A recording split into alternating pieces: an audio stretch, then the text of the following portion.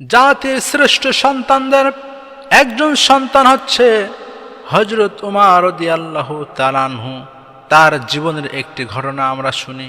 হযরত উমর রাদিয়াল্লাহু তাআলা আনহু একবার মিশরের গভর্নরকে ডেকে পাঠালেন। মিশরের গভর্নর আসলেন। আসার পরে তার মেহমানদারি করার জন্য তার ছেলে আব্দুল্লাহকে বলল, বাবারে, ঘরের ভেতরে যে খাবার আছে তা নিয়ে আসো। হযরত আব্দুল্লাহ রাদিয়াল্লাহু তাআলা আনহু ঘরের ভেতরে শুকনা রুটি আর জয়তুনের তেল ছিল। এই শুকনা রুটি আর জয়তুনের তেল এনে হযরত উমর আর মিশরের গভর্নরের সম্মুখে পেশ করলেন। এরপরে হযরত উমর রাদিয়াল্লাহু তাআলা আনহু বিসমিল্লাহ বলে খাওয়া শুরু করলেন। আর মিশরের গভর্নরের কাছে জিজ্ঞেস করছে, তোমার দেশে গোশতের দাম কেমন? তোমার দেশে আটার দাম কেমন? কি হালত চলছে? এভাবে কিছুক্ষণ কথোপকথন হয়ে যাওয়ার পরে মিশরের গভর্নর বলছে, হে আমিরুল মুমিনিন, আপনার খাওয়া তো প্রায় শেষ পর্যায়ে, কিন্তু আমি এখনো শুরু করিনি। হযরত আমিরুল মুমিনিন ওমর রাদিয়াল্লাহু তাআলা আনহু জিজ্ঞেস করলেন, কেন শুরু করনি? মিশরের গভর্নর বলল, এই জয়তুনের তেল আর শুকনা রুটি কি খাওয়া যায়? হযরত ওমর রাদিয়াল্লাহু তাআলা আনহু বললেন, এই পড়ন্ত বেলায় অসময়ে আমি তোমার সাথে খেতে বসেছি শুধু এই কথাটা তোমার জবান থেকে বের করার জন্য। কারণ আমি শুনেছি তোমার দেশে অভাব অনটন চলছে, তোমার দেশের মানুষ দুবেলা পেট ভরে খেতে পারে না, কিন্তু তুমি 2 বেলা গোশত আর রুটি খাও পেট ভরে, ঠিক কিনা? মিশরের গভর্নর বলল, হ্যাঁ ঠিক। হযরত ওমর রাদিয়াল্লাহু তাআলা আনহু তিনি বললেন, আল্লাহ সাক্ষী রইল, ও মিশরের গভর্নর, জাহান্নামের কেউচি দ্বারা তোমার জিহ্বা কাটা হবে। তুমি শুনে নাও, আমার দেশে দুর্ভিক্ষ দেখা দিয়েছে, আমার দেশের জনগণ পেট ভরে খেতে পারে না।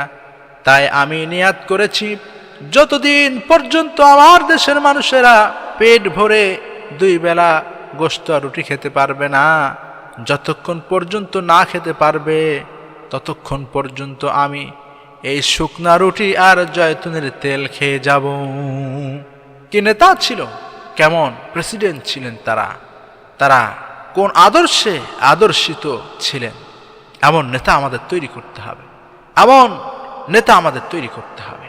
আল্লাহ রাব্বুল আলামিন বলেছেন, ইন্নাল্লাযীনা ইয়াখশাউনা রাব্বাহুম বিল গায়বি লাহুম মাগফিরাতুন ওয়া আজরুন কাবীর।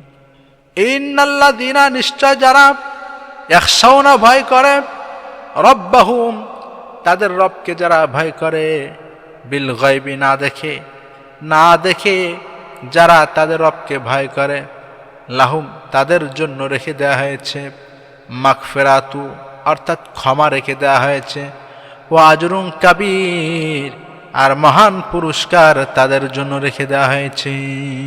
সুবহানাল্লাহ, মহান পুরস্কার তাদের জন্য রেখে দেওয়া হয়েছে। সুতরাং আল্লাহর ভয়ে আমাদেরকে চলতে হবে, আল্লাহর ভয়ে আমাদের জীবনকে করতে হবে।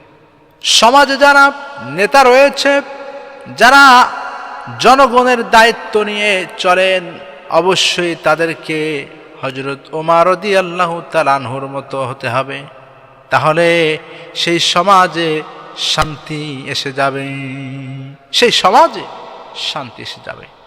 আর আমাদেরকেও সেই মানুষগুলিকে নির্বাচন করতে হবে যারা হচ্ছে আল্লাহ ভীরু, খোদা ভীরু, যারা হচ্ছে তাকওয়াবান।